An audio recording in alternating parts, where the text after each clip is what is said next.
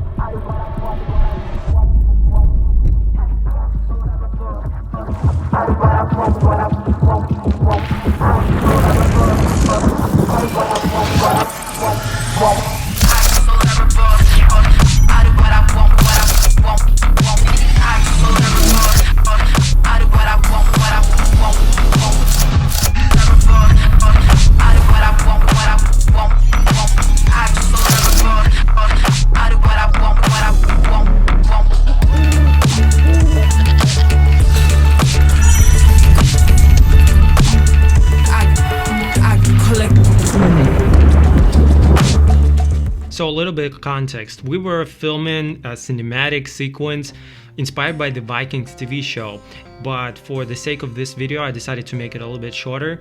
And I have to tell you that this is our passion project. We spent over 6 months planning and getting ready for this video shoot. I'm talking actors, locations, costumes, everything what you might think of.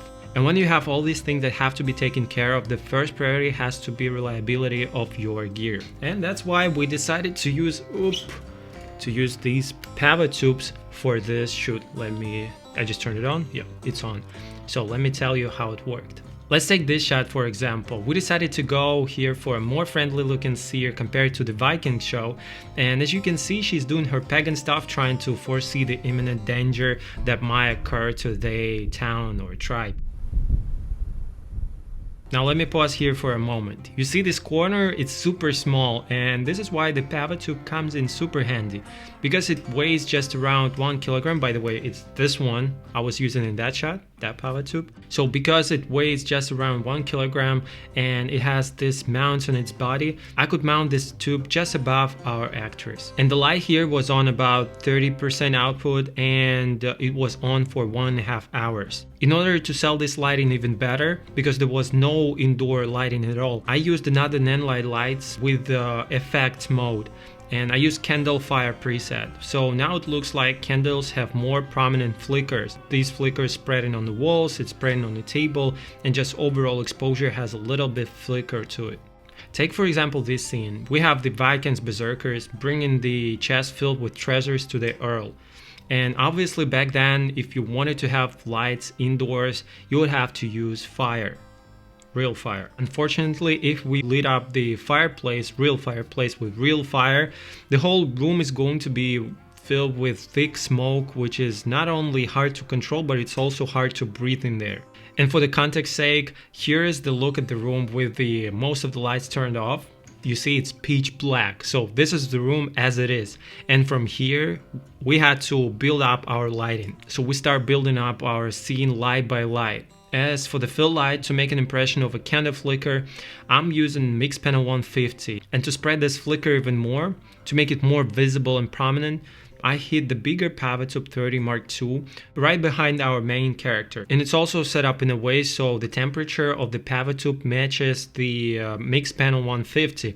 And this is what I like about this PavoTube. It has really broad adjustments of temperature, so you can match most of the lights on the market.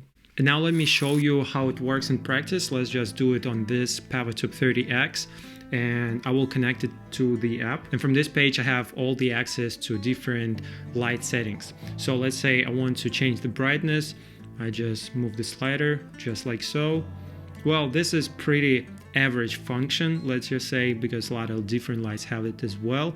Let me show you something more unique, really useful in set design. If you're going for, let's say, analog gamma of colors in your frame, in your shot, and you want to have similar colors and you don't want to have this light contrast, color contrast.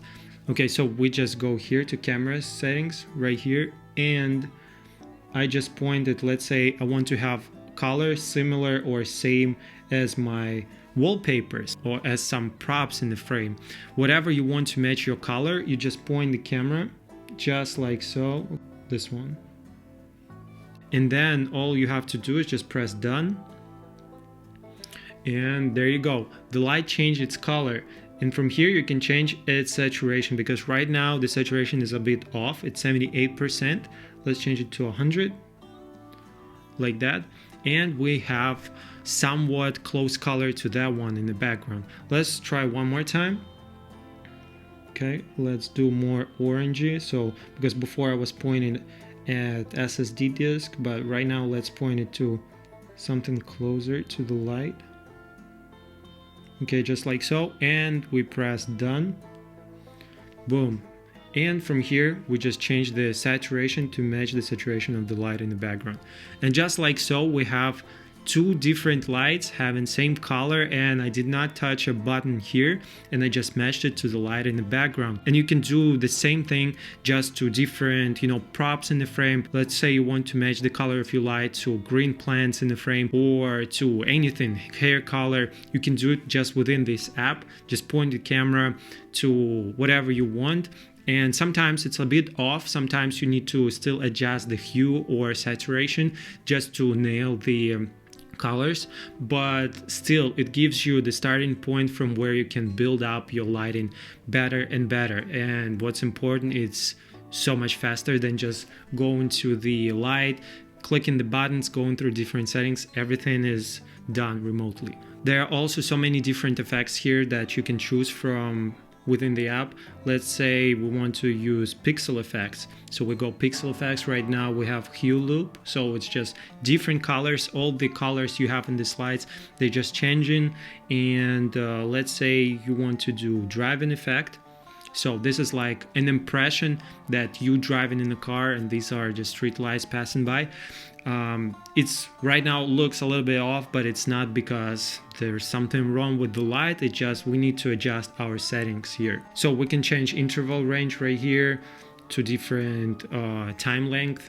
We also can change pixel length. So this light that's moving inside the PavoTube is actually becoming bigger and bigger. Hold on, let me check.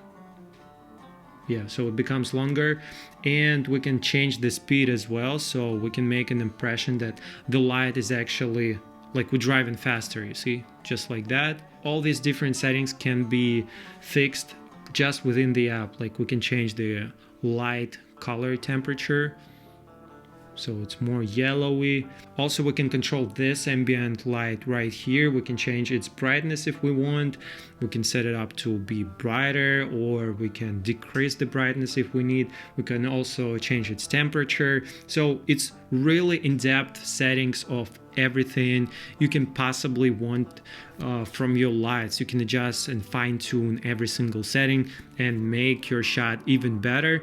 It takes a little bit of practice because you need to get used to the app, and there is actually so much more about these lights and the settings and the application. So if you guys have any questions regarding the PavoTubes, just let me know down in the comments. I might make just a Q&A video showing you different settings and how it's controlled. And here is one of the most important things for me in this light. You see, the LEDs are not visible here, and because of that it can be used as a practical light, it can be used as interview light, it can be used also in product photography. I also use these lights for product launch, and here are the photos that I got, and they're amazing. It would not be possible if the LEDs were visible, because the reflection would have caught it and would have a totally completely different feeling to the photos. Or you can even split the pixels within PavoTube to separate colors and use just one light for different color layouts. And I think this is really awesome because now we can use just one long PavoTube like this one, 30X, just as two different light sources, which is really awesome. Alright, thank you so much for watching. If you have any questions, drop them down in the comment section. I will be really happy to reply to those questions. If you want more videos on PavoTubes, just drop the comment, subscribe to the channel as well, and I'll see you next time. Bye bye.